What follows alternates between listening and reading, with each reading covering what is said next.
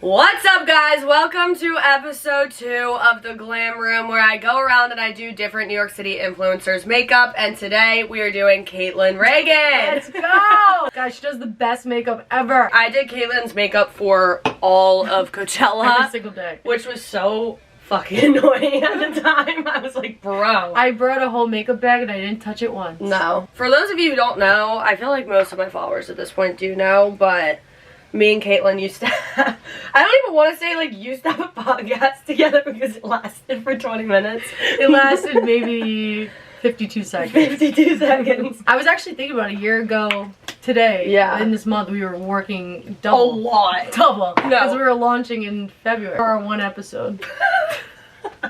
That came out. It's like iconic. I feel like because it ended, everyone kind of assumes that it was like the end of our friendship or something, which was really honestly valid. Like, I could see why someone would think that. Also, we are drinking. Cheers. Cheers. Holiday. No, I definitely agree. I feel like typically it's usually like just two creators that like don't get along and they're like, fuck, I'm not doing this. But it was a little deeper than that.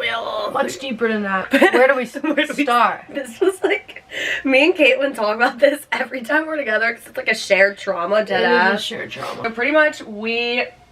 So one of my friends... The trauma response. It is a trauma. Yeah, my laughing and giggling. It's because I'm like PTSD. But one of my friends, like one of my pretty good friends, honestly, came to me one day and she was like, hey, would you ever start a podcast? Or like, would you be interested in starting a podcast? And I was like, 100%. Like, would love to do that. So we were just going to originally do it just like two people in their house with two mics. Yeah. Nothing crazy, no production. Like, we were happy to like just do it very simply. Just raw dog it. Raw dog it. Like, there was no real vision behind it. Charlotte Tilbury, Unreal Skin. Shit. You're gonna love this. I don't think I've used this on you before. I don't think you have either. Anyway, so my friend came to me and she was like, I think you should start a podcast. I'm working with this network that I've never heard of. Although their like name sounded kind of like trustworthy. Like, it did. Right? Yeah. It made sense. And she was like, this podcast network will pretty much put you guys on a salary. And I'll like say all the details. Like, how much was it? Like $7,000 a month or something? We negotiated 7. Yeah. It was originally 5. Which,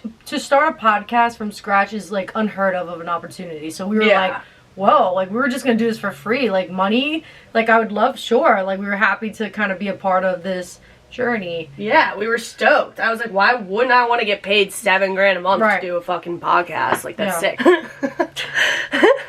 But it came with a cost. It came with a big fat fucking cost, bro. We start working with them. Honestly, I didn't really sense that things were like as bad as they were at first. No, because they weren't. No. We would go into meetings and discuss like ideas, and one of the things that I loved about them was how much they would like build off of our ideas, and I just feel like creative wise at first when it came to like outlining things, like it felt good, and they're also very business oriented, which is kind of a red flag looking back. They were always thinking about how we could all make money. That was all it was about. It was like all about money. We never talked about episodes. We never talked about filming. Just like the creative part of it was more like, how can we make the most money? And to be honest with you, I feel like, and you're similar, it's like we're very passionate about like content that we put out and like making sure it's like authentic to ourselves. And although we love making money, like that's important in this whole journey, you know, we were like, that'll come. Right, like give it a second. Let's talk about like what the podcast is going to be about and like what we want to talk about. In that, where do we go from here? Dude. The first red flag was we sat down, we came up with a vision, we came up with a lookbook, we came up with like colors, we talked about like what the set can look like, we talked about just like the overall idea of the podcast and things we wanted to talk about, and they were like super helpful and super aligned. And then when it came to filming our first little like test run, I think the test run is what sent Isabel over the edge. And me. But Isabel in a very different way where she like I was like, okay, it's the first strike, like it's fine, like we can work through it. But she was like, absolutely not, brother. Like no. No. Remember the Maybelline, like the they videos? Had us. Yeah. We didn't even have any episodes filmed at this point. Or even like talk about episodes at this point. No, it was more just the overall concept of the pod. They have us come in this day to do a test run in first episode. And they make us get behind a camera and literally say, hey Maybelline, and this was to like probably over 10 brands, I think. Hey Maybelline, hey Poppy, hey blah blah blah. We're Isabel and Kaitlin from Part-Time Problem, and we want you to sponsor our show. Dead ass! She's not being dramatic. And we didn't even have a show. Like, it was the most... They were so into, like, the financial part of it that they missed, like, the most important part of, like, what a podcast is, which is, like, having real conversations and, like, sitting down and being able to explain your thoughts and, like, a long-form content. Like, that is what a podcast is. They were like, who can sponsor the first episode? And we're like, we don't even know what the first episode is. It's very hard to get brands to want to sponsor content when the brands don't even know what the content is, right? So it was just like us, like, starting backwards, and it was very... And we tried stressful. So hard. They had us do all that, and we were like, what the fuck is going on? Keep in mind, I was, like, pretty... She was just very blunt. Yeah. I was vocal. She was very vocal. With good reason, dude. With good reason. Dude, Kaitlin... You drank the Kool-Aid for a second. Dude, I like to ease into, like, hard conversations where she's like, this is not gonna happen. And we also filmed, like, the first episode, and we spent, like, hours in that studio. Yeah. Like, keep in mind, like, we were really working hard for, like, ourselves and also, like, this company to get their name out there, because, remember, they had us doing a bunch of things, like, shout out. Yeah. They were pimping us out. They were kind of pimping us out. We'll get into that. But I think what really sent us over the edge was when we were done filming that test run, we, like, sat in this little, like, room, like a studio, and we're discussing different ways that we can get subscribers and get new followers to the podcast page that, again, still didn't exist. Like, no episodes exist, no concepts really existed. We were just talking money and talking how do we get the most followers, and we're like, the followers will come with the concept. The followers will come with the we gotta make the show good. That's all that matters. And the producer told us, why don't you tell your followers that... Dude. This was like, it was chicken game, bro. He told us, tell your followers that if you get, what was it, like 100 subscribers or something? 100 or 500 subscribers, I, the producer, will run around in a chicken suit. Like, what the fuck are you talking about? Nobody wants to see you run. If I saw two of my favorite creators say, if you follow me, you'll see my producer run around in a chicken suit, I'd be like, and that's why I'm not going to follow you. That was my 13th reason. I literally was like, because I'm a very expressive person. Like, even in her face, she doesn't have to say words. Somebody will say something to her, she's like, you just know. Whereas me, I'm very, like, internal, so like, you can't see what I'm feeling or thinking. I'm just like, my jaw was on the floor, and I go, we are absolutely not doing that. He was so rude to me. He's like, Isabel, you were so hard to work with. You say no to everything. You veto every idea. I'm like, because your ideas are fucking ass. Like, let me come up with them, bro. That was the whole thing, too. It's like, we are the That's why you hired us. So we will come up with, like, ways to be engaging with our followers and ways, like, you don't worry about the follower thing. Like, you don't worry about any of this. Even financially, like, I get you're investing in us, but, like, let's, like, talk about what's most important, and then we'll make sure, like, you'll get your money back. Yeah. Everything's gonna be fine. Also, we told him, we're like, if you can't afford this, like, we can figure it out. We can do it ourselves, which was the original plan. This was insane. So then one day, I'm driving, and what was it that he was so upset about this day? I guess I, like, didn't answer a call. Yeah, the first time. I got fired twice. Which is legendary. What was it, though? I don't remember, actually. I was, like, driving in the car one day. You might have missed a call or something. I, like, missed a call. Was it Miami, when you were in Miami? No. I asked if I could go or something. I don't know what the hell the reason was. It was something stupid. Or I had, like, a meeting. We had a Zoom meeting. And they were requested for her whole entire social media team to be there as well. Yeah, my whole management team, too. Which, like, they didn't, like, work together. So it was just kind of like, why do you need my management team to be there? It was really weird, but... What? I'm sorry to cut you off, but... I know. Sorry, I'm very allergic to cats. I'm getting you eye drops. I told her that I wouldn't touch the cat. I don't know if you guys can see it. It's just, it's so red. No! Oh my God, look how bloodshot, just like that, huh? Yeah, like you're dead ass allergic. I love your nose. You have a really good nose. Then this one day, my whole management team's on the call, and I was in the car with my friend Brooke Wyatt, who people always ask if I'm still friends with Brooke Wyatt. Yes, I'm still friends with Brooke Wyatt. Imagine if I was like, no, I fucking hate her, and that was in my YouTube video. No, I love Brooke. I'm really sad she moved to Indiana. She's crushing it there. She is, and I feel like she's really happy. She's so happy. Hold on, too busy eating this the fuck up. She contours the nose like you just got surgery. So, I'm in the car, and I take this meeting, and I didn't really know what it was going to be about. Like, I honestly didn't think that it was going to be anything serious. And we get on, and this guy, and he has the most absurd voice. Like, come on, what's his voice not ridiculous? Like, I can't. It was, like, not real. It's just hard to get fired. Like that. With that voice. Yeah. And so we get Caitlin's PR trained. Yeah, I'm so dead. You're so right. I'm like, yeah, you're like, oh, I'm loud and proud, bro. Say it if he was in this room. I answer this call, and everyone's on this call, and he goes, Isabel, we're gathered on this call today, dead ass, like we're gathered on this call today to let you know that you've been fired from Part-Time Problem. A show that I literally made with Kaitlin. And so I was like, what? And he was like, yeah, we think that you just don't align. What else did he say? Some bullshit. Yeah, he was like, your behavior is really bad. I was like, I think this is really reckless, to be honest with you, because we were launching in like 2 weeks from that day. I think this is reckless. I was like, I think that's really reckless. Like what are you talking about? What's the word? Manic. Rash. Oh. I love the word rash. Manic. It was a manic choice. He was so manic 24/7. Isabel was fighting for her life on this call. Yeah, ain't nobody saying shit either. Like, nobody, even you, Kaitlin. Kaitlin was silent. No, I wasn't. I was just shocked. Right. Yeah, it was a lot. I was shocked when it was happening, and I was like, hey guys, like, can we just, like, take it back for a second? But I just was, like, very confused. Just because I was sitting there, like, what does this mean about, like, where we go from here? Just because, like, it's one thing to fire, like, the videographer, like... Which we tried to do. We tried to do. But I was very just taken back, and I just assumed that from the conversation that there was just no longer going to be a show. Yeah.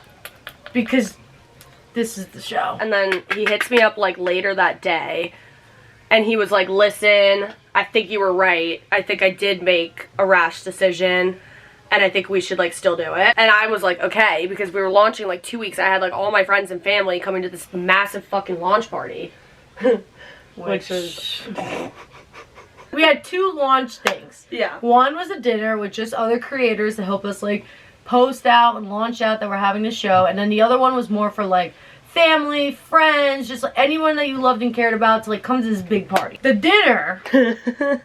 Which we invited every single influencer that you literally could think of to this fucking dinner. And also, to be honest, like, we've been to also a lot of other creators that were there, like, launch dinners as well. So we have an idea of, like, what these things should look like and kind of the system and, like, what a good dinner looks like what a good launch dinner would look like. We have standards. We have standards. Like, we want it to be professional. We want it to be good. And we asked so many times. 50,000. Between Isabel and I, we have so many people that we've met along the way living in New York. I'm from New York. Like, if you need help, if you need us to reach out to, like, restaurants, if you need any assistance in this dinner, like, we'd love to be a part of that creative as well. Yeah. And we get to this fucking dinner. And keep in mind, there's, like, 30 fucking people coming, and they're all, I mean, like, I'll name drop because I feel like my YouTube's still so small. It's like Hallie Kate, Hallie Batchelder, Sam Kelly, like, fucking Grace O'Malley, like, literally so many influencers who all also have the same standards as us, you know? We get there, and me and Kaitlin pull up early, and Kaitlin was already there. And I pull up, and Caitlin's outside the restaurant. Mirko's, like calming her down. You'll never forget this. This is probably the only thing she really remembers from this whole traumatic year that she had. Because I walk up and I'm like, what the hell's wrong? And Caitlin's like, you're gonna freak out, Izzy. And I was like, why? And she's like, don't go in there. Like, you're gonna freak out. Just take a deep breath. Yeah, she's like, deep breaths, bro. Like, deep breaths. We go in there, or I go in there. It is a fucking disaster. It is the smallest restaurant. And, like, we were told, like, they rented out the restaurant, like, there was gonna be no one else there. It's literally, like, these 3 tables, and there's, like, 30 fucking people coming. These 3 tables with like 6 chairs in the back corner, surrounded by so many people. And again, this is nothing a very set up, small restaurant. We also had all the we had brand reps there, like of companies people that we wanted to work with that we didn't even know. We didn't even know. He was also the producer was selling tickets to come sit at this table with us to meet us. We didn't know anything about this, and also we still to this day really don't know how much he got paid for that, and also never saw that money. Yeah, we never did. Yeah. From my understanding, right? No. And didn't he get paid like 20 grand or something ridiculous for one of them? I don't know. I actually really don't know. And it was a fucking disaster. And I literally, all dressed up, I'm dragging tables and chairs through this restaurant. Kaitlin was having a panic attack, so she was like nowhere to be found. I was so embarrassed, and I guess you were as well. Like, it was humiliating. Oh, it was horrible. I was like, can I get you a drink? Like, I was trying to just, like, distract everybody from what was happening behind me, which was basically her being Hulk. Yeah. With tables and chairs. Literally picking up tables and chairs. But there was a blessing in disguise, simply because that made us realize that we needed to make sure that the launch party was perfect. Awesome. If you were there, we don't have to say nothing. It was fire. It was fire. It was huge. It was like a Project X. Yeah. No, it literally was. Right? It was gigantic. It was amazing. There was champagne. There was we made a speech. Picture ops for people. Yeah, there was a step and repeat, with wasn't there Getty Images there? Getty, BFA, drinks with our cool names, like the Part-Time Problem drink, the Isabel, the Kaitlin. I mean, so beautifully done. Everything was perfect. It was great. And then we launched the episode. We launched the episode a day or two after that. Went pretty well. People liked it. But of course, they immediately were like, this is doing horrible. And we were like, shut the fuck up. Yeah. I go upstate for a weekend. And on my car ride upstate, I get a phone call from and I don't even know why this happened. Yeah, I was at my time. This was very dark humor, but I was at my dead grandma's funeral also while this was going on. In that 3-day spam, they decided after episode 1 was already launched, after we had our big podcast party, after we completely just launched out this podcast, that they made the executive decision to fire me. Again. And they call me in the car and it's like, listen, we're letting you go. And at this point, it's one thing to get fired once, but the second time, I was like, you know what? Go fuck yourself. And that was it. And then... Is that how it went? Yeah. On the phone? Because me and Brooke, because Brooke was in the car with me both times that this happened, which was a really weird coincidence. That's true. Yeah, she got to experience both. Yeah. And she was like, tell the fuck on, Missy. And I was like, you know what? Fuck you. Yeah, I was like, fuck you. Literally 2 seconds later, I got a flat tire. Literally 20 minutes after that phone call. And I was like, I'm gonna kill myself. It was just it was horrible. And yeah. It's also publicly embarrassing. It was publicly embarrassing. It's very publicly embarrassing. It's a lot. No, it was. Everybody to this day will come up to me and be like, how's the podcast going? It's horrible. It's embarrassing. And then I have to be like, well, it stopped because the network fucked us over. When did you guys stop? When it launched? Yeah, after episode 1. It's embarrassing. It is. But also it's funny. Yeah, it's funny whatever. now. But at the time it was really embarrassing and sad. And all my friends from home too would be like, oh, what happened? And I'm like, fuck off. I don't want to talk about it. Don't bring that shit up. And if I even hear Part-Time Problem, I'm like, We're in such a rush. We're running so late. But I guess I'll just keep it on until I get dressed. Well, she slayed the makeup in the meantime. Yeah, bro. Looking for it. I love it. I'm trying so hard to get my stockings Okay, up. wait. I have to pee. I'm sweating. Back out the trunk from the front to the back. Look at the tree. Isn't it so cute? My neighbor just got here. What the fuck do I wear? Okay, I'm gonna wear a sweater with tight shorts and I have to go.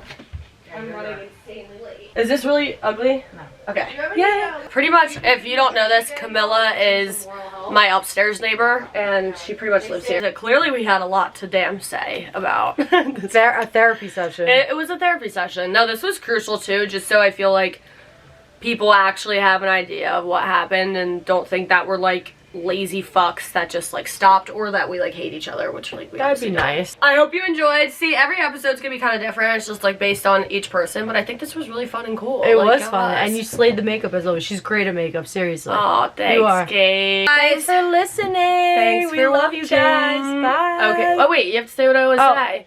1, 2, 3. Okay, Okay. bye. Oh. What the fuck? Does no one okay. watch my shit? I love you guys. Bye.